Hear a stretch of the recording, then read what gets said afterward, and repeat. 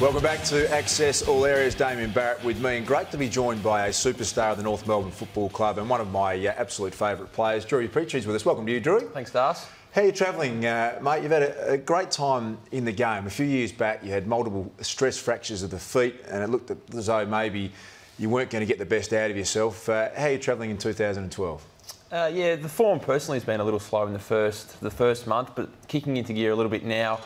I guess the team's form's been a little bit up and down, but from an injury point of view, it's been nearly 2 years since I've had a clean bill of health, and I guess when you're out of the game for a little while, you just want to get back and prove your worth within the footy club. So that's certainly a driving factor now.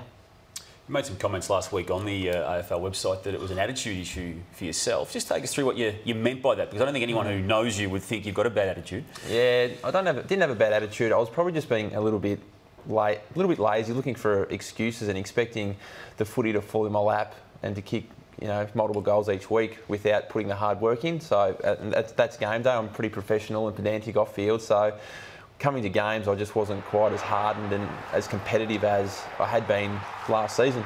Coming off an All-Australian year last year, Drew, you kicked 48 goals. I love the 30% time around about you spent in the ruck. I thought it just really helped you when you went forward. It got you up involved in the play. We're watching some of your form this year. And can you pin it down to something that maybe, as you said, that you weren't maybe work rate up to the highest level? Is there anything else specifically that hasn't gone right? Well, I'm going to blame my wife. We've got a 7-week-old baby, so that'll do it. I've had no sleep whatsoever, so I might blame her for that. It just was a little bit of a combination of, again, expecting things to fall my way this season. I've certainly trained as hard as ever because the game's getting faster and faster, but as well, just a bit mentally, I was probably just not quite that competitive. Is that your firstborn, Drew? Second. Second. You haven't got a spare room, Drew? You don't get up, mate, during the night. I don't get up during the night. I did last night after the game and did my share of the duties, but no, my wife's good. The 2 nights before a game, I generally go upstairs and sleep in a quiet, peaceful spare bedroom. Has it maybe not just been you at North Melbourne this year who's expected things to happen? 9th and 9th in the previous 2 years, and then the win against Geelong in round 3, which everyone talked right up. From that point on, and the losses against the Bulldogs and particularly Port Adelaide, it wasn't going the right way, was it? Was there an attitude collectively that maybe impacted on where the club was at that point? Possibly, just lapses during games. I think everybody's seen our lapses in the last fortnight. Got away with one again yesterday, but I think after that Geelong game, we had to capitalise on playing Sydney up there without Goods and Mumford, and I think they had a couple of others out, but we didn't do that. And then again, we got West Coast in Perth without Kennedy, and I think they had a long list. Nui pulled out before the game, so we've had opportunities, and we just haven't capitalised throughout the year, and I think that's the inconsistency throughout games, which you saw again yesterday. 3 of the 4 wins have been against what people would think the lowly teams. GWS, Gold Coast and Brisbane Lions yesterday by, as you say, you sort of fell in the end, having been nearly 10 goals up at one stage. Do you still look at the finals as being a prospect for you this year? Yeah, absolutely. It's something that we had to do yesterday was win, and if we hadn't done that, then we were just going to be pushing, uphill for the rest of the season. And we come up against Hawthorn this week, so after a win, going into the break, we really need to put in a good performance this week. And I'd much rather cop Hawthorn after a big win themselves, but they got a nasty defeat, so they'll be pretty fired up this week. Drew, where you're at with the Ruck situation, Todd Goldstein had his best game for the year, 28 touches, 47 hit-outs. Hamish McIntosh has gone down.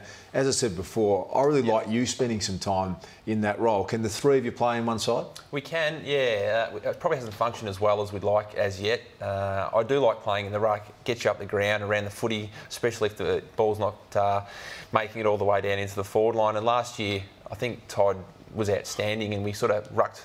Our ruck combination worked really well. So getting Hamish into that mix and finding out the right amount of time each of us play in the ruck and play forward, I still think we haven't mastered that one yet. Someone who I think was unearthed yesterday, Aaron Black. I know there's been some big raps on him for some time around the club. Just see some vision of him here yesterday. Kicked the 3 goals, moved really nicely. Just encapsulate why he's not got a game before yesterday in a regular sense, and how high can he go? Yeah, he can go anywhere, Aaron. We've got Robbie Tarrant, Lockie Hansen, Cam Pedersen as well as other forward talls, and Blackie's in that mix as well. So it's been pretty competitive for that 3rd or 4th tall spot. And Blackie's had osteitis pubis. He's getting over that now, and you see how well he moves, and he's got a great set of hands on him, and was good for us yesterday. Hey Drew, Scotty McMahon has been out with an illness for the past month. What's wrong with him? Scotty's blown up like a size of a house at the moment. He's had a bad reaction to, I think it was, he was on some medication and he had a flu injection, and from there they just offset each other, and he came out in some huge rashes. He rocked up to training one day and his whole body was blotchy and no one wanted to go near him. Why are you laughing? He's got hives.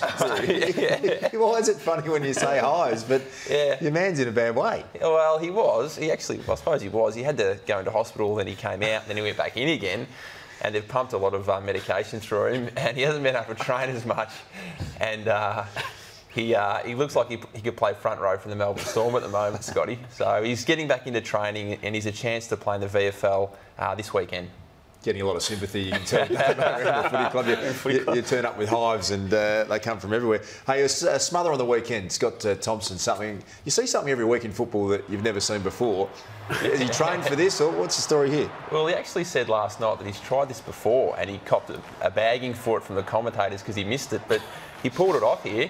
It was actually great thinking, if you actually analyse it closely, that he knew that the fellow was, I think it was Golby, was kicking it, so he did the right thing. Have you rated his form this year? It's been hard being a defender at North at times this year, but he seems to have held up really, really well. Yeah, that's probably been our strongest line, Damien, all years, the defence, and opposition side have been able to get a lot of inside 50s against us, so they've held up really well. Scotty, Nathan Grimer's back in as well now, and then Luke Delaney and Michael Fredo have been our four strength players down there. So I think it's important that the rest of us can, try and slow the amount of inside 50s and the pace that the ball goes in there for the rest of the year.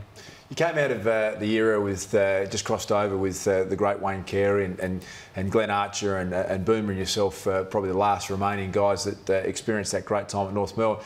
Does it feel as though the club is a very different place to what it was when regularly beating the best sides in the competition? Yeah, it does. Brent's the oldest, I'm the second oldest now, and I think with the introduction of Jack and Andrew as captain and vice captain, it's signalled a big change, and Brent and myself, still being one of the vice captains, sort of taking a step back and allowing those guys to take the reins. And I guess that successful era of the 90s we've been clinging on to for a little while now, and we need to begin to create our own success and I guess a new talking point for the footy club. Now, you're a recent convert to Twitter, Drew, here, and you can tweet with us at AFL_AAA. You haven't missed them first up. This is your first effort. Still gutted about losing. My form's been crap as well, and I don't need any other reptiles telling me via Twitter. Now, that would have endeared yourself to the tweeters out there. I have. I've copped plenty of sprays since, and I'm that close to shutting my account down. I've had enough. I guess that's the give and take of Twitter, is you get to communicate with the punter out there, and they can communicate back, which is great, but sometimes you just don't like to read them. Well, stand by, Drew, because they're on board right now. Bo has sent a tweet in for Drew. He asks, how do you assess the mindset of the young Roos when they have these massive lapses in structure on game day? Yeah, well, that one's, I guess it's up to the senior players to get hold of the footy and just to control the game for 5 or so minutes to get it back on our terms, because we play pretty fast footy and we like to play on a lot of the time and get it inside 50 quickly, but when it rebounds we caught napping a few times and we probably just need to chip it around a little bit more. Zane has also sent a tweet in for Drew asking, how much did Kieran Harper brag about his magical goal after the game? Yeah, he hasn't stopped talking about it. He flushed it absolutely perfectly, and Kieran's one of those new guys coming through as well that's got a lot of spunk about his game that will take us forward.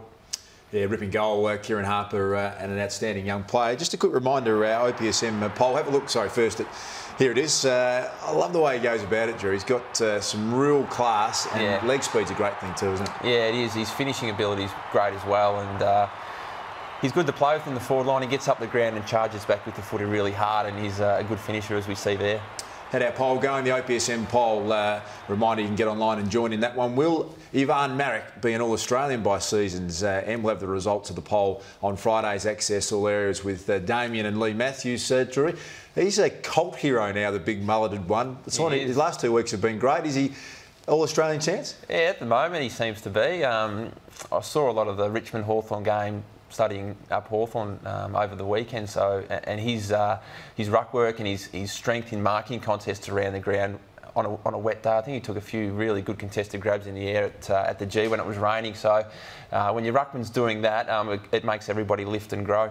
Just back on the question there from one of our tweeters. The lapses in those games. I know you've thrashed it out a few times in recent weeks with Brad Scott, but what do you put it down to? Because the Port Adelaide loss, I know the way you are and a competitive animal that you are, it's unacceptable, isn't it? It is, yep. I guess we've had the foot on the throat of Brisbane again yesterday, and I think we must just stop concentrating, I guess, and think that our job's done when it's only half done. So against the Port Adelaide game, there was times when players were not manning up, simple things like that. I guess probably the media may not analyse or get the vision, or they don't know internally what our structures are, but we weren't manning up basically with some of the basic functions, and it's a simple aspect of football, but when you don't do it, the results are costly. Drewy, thanks for joining us today on AFL.com.au. Always honest and in your appraisal. Great to catch up with you. Thanks, Darcy. Drew Petrie, superstar of the North Melbourne Football Club. Nice work from you, Damo, today. In pretty good shape. You happy with your form? No comment from Damo. Damo. You tell me, Das. Reminder, keep checking AFL.com.au for all the latest news and videos. You'll see Damo on Friday as well with Lee Matthews. And Kevin Sheedy will be joining you too. Looking forward to that. For us now, it is goodbye. We'll see you on Access All Areas next Monday.